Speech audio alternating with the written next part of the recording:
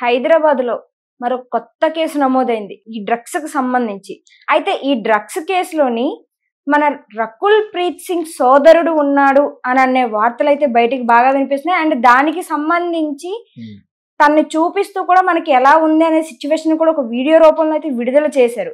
అయితే తనపై ఇప్పుడే కాదు గతంలో కూడా ఇలాగే ఒక కేసు నమోదైంది అని కూడా చెప్తున్నారు. అసలు దీనిపై మీ ఒపీనియన్ ఏంటి సార్? ఇలా సినిమాకి సంబంధించిన సెలబ్రిటీలు వాళ్ళ సోదరులు ఇలాంటి డ్రగ్స్ కేసుల్లో స్వయంగా దొరికిపోవడంపై మీ అభిప్రాయం ఏంటి సార్ అసలు? యాక్చువల్గా సినిమా ఫీల్డ్ లో ఉన్న వాళ్ళు అటు పెద్ద సినిమా ఫీల్డ్ ఏం కాదు కానీ వాళ్ళ అక్క తమ్ముడు వాడు అన్నయ్య తమ్ముడు తెలియదు కానీ తమ్ముడే సార్.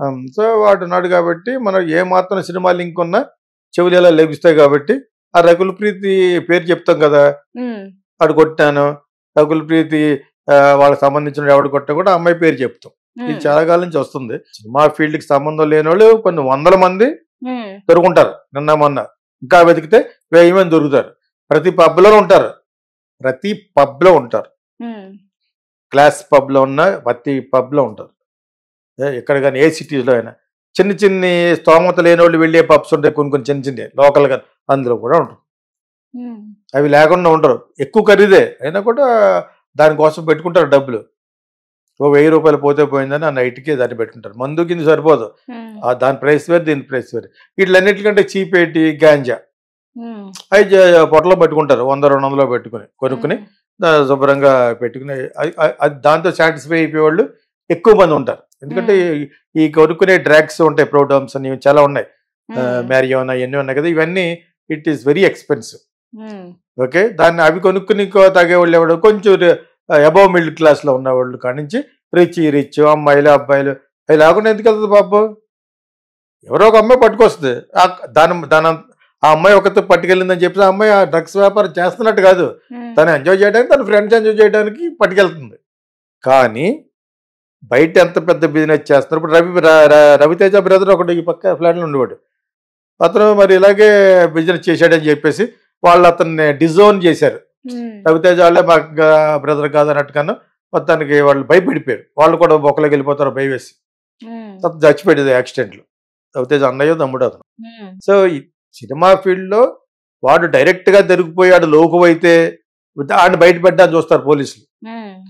చాలా పెద్ద పెద్ద వాళ్ళు ఉంటారు ఇక్కడ, ఏంటి వ్యాపారం చేసేవాళ్ళు. ఓకే, డ్రగ్ ట్రాఫికింగ్ అంటే డ్రగ్ వేసుకునేవాడిది 100% పొరపాటు అనలేము. మందు ఎలా దొరుకుతుందో అదే దొరుకుతుంది. వేసుకోవడం తప్పురా నా జల్లగొట్టి రాయించుకుని మళ్ళీ దొరకవంటే దెబ్బ అయిపోయి చేస్తామని చెప్పేసి అంటే వెళ్ళిపోతాడు. డ్రగ్ కొట్టడం అనేది తప్పు కాదని నేను అన్నగానే తప్పే, డ్రగ్స్ యూజ్ చేయడం కూడా అబ్యూసింగ్ అది. బట్ స్టిల్ డ్రగ్ అమ్మేవాడి చేసినంత పొరపాటు డ్రగ్ గారిని అమ్ముతున్నట్టు పట్టుకుంటే చాలా పెద్ద శిక్ష, అకార్డింగ్ టు భారతీయ శిక్షా స్మృతి ప్రకారంగా కూడా తెలుగులో చెప్పాలంటే. కానీ వీళ్ళు సరిగ్గా పట్టి 10సారి ఒక్కొక్క హడావిడి చేస్తారు, హడావిడి చేసి వదిలేస్తారు. ఇప్పుడు రకుల్ ప్రీత్ ఆ బ్రదర్ గురించి నేను ఎక్కువ ఎందుకు చెప్పకూడదంటే, చెప్పడం కూడా పెద్ద అవసరం లేదు. ఆడెవడు దొరికాడు, అడుంటే 100 మంది ఉంటారు. అది రకుల్ ప్రీత్ బ్రదర్ కాబట్టి మన వీడియోల్లో అమ్ముకోవచ్చు కాబట్టి వ్యూయర్షిప్ కోసం రకుల్ ప్రీత్ అంటాం. ఓకే, ఆ అమ్మాయి పట్టుబడింది, ఆ అమ్మాయి ఫ్రెండ్స్ కోసం పట్టుకెళ్ళిందో, నిజంగా డ్రగ్స్ చిన్న సైజులో వ్యాపారం చేసిందో, పెద్ద సైజులో వ్యాపారం చేసే సినిమా ఫీల్డ్ వాళ్ళు కూడా ఉన్నారు. నేను లాస్ట్ టైం చెప్పాను, నాకు కెమెరాను గవర్నమెంట్ అథారిటీ ఇస్తే వెళ్ళి పట్టుకొస్తాను, డైరెక్ట్గా క్యాండిడేట్ కెమెరా పెట్టి తీసిస్తానని చెప్పాను. అలాగనే అరికట్లో డ్రగ్స్ అరికట్లో అంటే it's coming from Mexico, Spanish, పెద్ద పెద్ద కంట్రీల కంటే ఎక్కువైపోయింది ఇండియాలో. ఇప్పుడు జనాభా ఇండియాలో ఏ ప్రోడక్ట్ వచ్చినా ఎక్కువ అమ్ముతారు, బికాజ్ జనాభా ఎక్కువ, 140 కోట్ల మంది ఇక్కడ. అందులో 10 కోట్ల మంది కాల్చేవాళ్ళు ఉన్నా చాలు. 10 కోట్ల మంది డ్రగ్స్ చేసుకుంటే వాళ్ళకి చేసే వ్యాపారం 1000 కోట్లలో ఉంటుంది.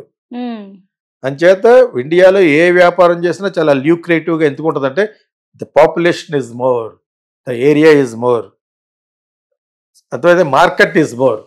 సో ఇండియాని ఏ కంట్రీ ఏ బిజినెస్ అయినా చేయొచ్చు. అంచేత డ్రగ్స్ ఇప్పుడు మెక్సికో నుంచి అమెరికా వేరే దేశాలు ఎలాగ వెళ్ళేదో ఇండియా కూడా ఎక్కువ వస్తుంది. ఇప్పుడు ఇండియా సెంటర్ ప్లేస్ అయిపోయింది.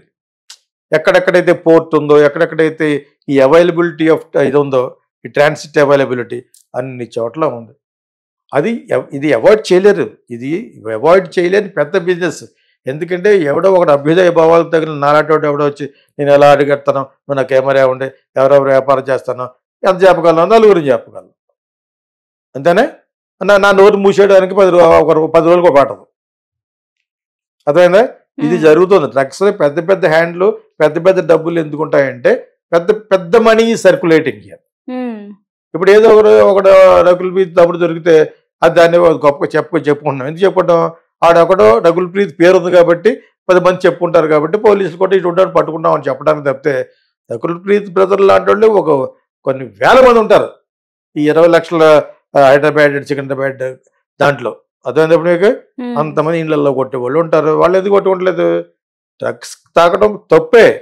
ఇళ్లలో కట్టుకోండి, ఎవరిలో ఎవరు చెక్ చేస్తాడు, why are you coming and disturbing me అంటాడు. పోలీసులు కూడా లోపలికి వెళ్ళారు డెమోక్రటిక్ కంట్రీలో. ఇప్పుడు ఇళ్లలో జరుగుతున్న వ్యభిచారాన్ని పట్టుకోలేకపోతారు. ఎవడిష్టం వాటిది, నా లైవ్లీహుడ్ అంటది. ఒక వ్యభిచారం చేసే అమ్మాయి నా జీవనోపాధి నువ్వు ఇస్తావని అడుగుద్ది. దాని దగ్గర మన దగ్గర సమాధానం లేదు. అక్కడ వరకు ఎందుకు, దాని వరకు దానికే సమాధానం లేదు. అది చేత కొన్ని కంట్రీలు వ్యభిచారాన్ని కూడా న్యాయబద్ధం చేసినాయి. వాళ్ళ ఆరోగ్యం బాగా చూసుకుంటూ వాళ్ళకి ఒక హెల్త్ కార్డు ఇచ్చి అవన్నీ చేసినాయి. ఎందుకంటే అది వాళ్ళకి లైవ్లీహుడ్. కొన్ని కంట్రీలు దాని మీద బతుకుతారు, చాలా బాగుంటారు కూడా వాళ్ళు. అదేవిధంగా డ్రగ్స్ దాన్ని బట్టి ఒప్పుకోదు. ఎందుకంటే డ్రగ్స్ ఒకటి చాలా విపరీతమైన బ్యాడ్ జరుగుద్ది. సంఘంలో మొత్తం అందరూ పాడైపోతారు. అది ఎప్పటి నుంచి అనాదిగా వస్తుంది. డ్రగ్స్ ట్రాఫిక్ని అవాయిడ్ చేయడం ఇప్పటి వరకు అవాయిడ్ చేయలేదు సార్ కదా. హెమీ కంట్రీలో వాళ్ళు పెద్దవాళ్ళు అయిపోయారు. దాని మీద మరి నెట్ఫ్లిక్స్లో పెద్ద పెద్ద సినిమాలు ఉన్నాయి డ్రగ్ ట్రాఫికింగ్ మీద. అది ఇంపాసిబుల్. అది కొన్ని లక్షల కోట్లు టర్న్ ఓవర్ అవుతూ ఉంటుంది ప్రపంచంలో. అది పెద్ద పెద్ద బిజినెస్ పిన్స్ అనమాట. సో అదేవిధంగా హైదరాబాద్ ఇండియా తక్కువ తినలేదు. హైదరాబాద్, బాంబే, కోల్కతా, వైజాగ్ ఇవన్నీ చోట్ల కూడా డ్రగ్ యూజింగ్ ఎక్కువైపోయింది. And also selling, routing through that city. ఇప్పుడు మన వైజాగ్ నుంచి అలా రూట్ చేశారని కదా మన పెద్ద గొడవ పెట్టారు. అదేవిధంగా కోల్కతా, అదేవిధంగా ముంబై, ఇంకా కొచ్చిన్ చాలా ఎక్కువ అక్కడ. సో ఈ అన్ని పోర్టుల నుంచి వెళ్తూ ఉంటుంది. చిన్న అమౌంట్ కాదు అది, ఒక్కొక్కటి 500 కోట్లు ఉంటుంది చిన్న చిన్న కన్సైన్మెంట్ అంటేనే. అంచేత వాళ్ళకి థ్రెట్ ఈ ప్రపంచం ఇవ్వలేదు. చాలామంది వెళ్ళిపోయిన వాళ్ళు ఉన్నారు, మెక్సికోలో కూడా దొరికిపోయిన ఉన్నారు. దొరికిపోతాడు, పోలీసు కాల్పుల్లో చచ్చిపోతారు వాళ్ళు. ఆడికి సపరేట్ ఫ్లైట్లు కూడా ఉంటాయి. అటువంటి వాళ్ళు లాస్ట్లో కుక్క చావు చచ్చిపోయాడు ఒకడు. అతని మీద కూడా సినిమా ఉంది, బయోగ్రఫీ, చాలా బాగుంటుంది అది. ఓకేనా? సో ఈ డ్రగ్స్కి సంబంధించింది వాడేవాడు లోకుగా దొరుకుతాడు. ఎవడైతే వేసుకుంటాడు జేబులో వేసుకుని ఫ్రెండ్స్కి ఒకటిన్నరకు ₹1,00,000 కొనుక్కుంటాడు. దాన్ని ఒక 2 లక్షలకు అమ్ముకుంటాడు. అటువంటి వాళ్ళకి బిజినెస్ చేస్తారు. ఎవరికి అమ్ముతాడు? ఫ్రెండ్స్కి. అందరూ ఊరిని తీసుకోరు కదా. ₹15,000 ఊరినే తీసుకుంటారు.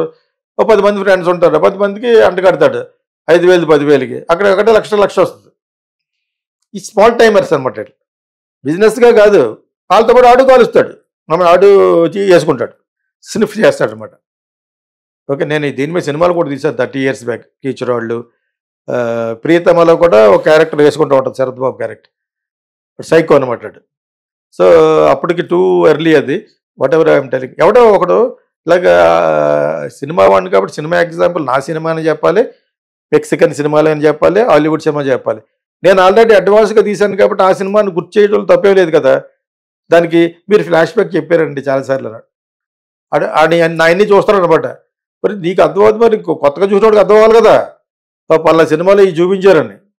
డ్రగ్స్ అనేది కొత్త కాదు, ఎప్పటి నుంచో జరుగుతుంది. ఇప్పుడు అందరికీ ప్రబలంలోకి వచ్చింది. మీకు అదే కీచురాల్లో చూపించాం, ప్రియతమ సినిమాలో చూపించాను. 33 years బ్యాక్ అది. Drugs is there every time. ఇప్పుడు కొంచెం బాగా నాలెడ్జ్ వచ్చింది బికాస్ ఆఫ్ ద ఇంటర్నెట్. ఈ ఇంగ్లీష్ సినిమాలన్నీ చూడడం, ఈ ఓటీటీ ప్లాట్ఫామ్లో చూడడం తెలిసింది. లేకపోతే drugs using is there every time, ఎప్పుడూ ఉన్నది. డ్రగ్స్ యూజింగ్ ఉంది, ఎప్పటి నుంచి అనాదిగా వస్తుంది. డ్రగ్ ట్రాఫికింగ్ చేసేవాళ్ళు డ్రగ్ పెడ్లర్స్ అంటారనమాట, కార్టెల్. సో వాళ్ళు చాలా పెద్దవాళ్ళు, ఎక్కువ పెట్టుబడి పెట్టి ఒక్కొక్కసారి దొరికిపోతుంది. ఒక 15 కోట్లు 20 కోట్లు దొరికిపోతే అది పోలీసులు పట్టుకుని మరి వేరే వాళ్ళకి అమ్మేస్తారు.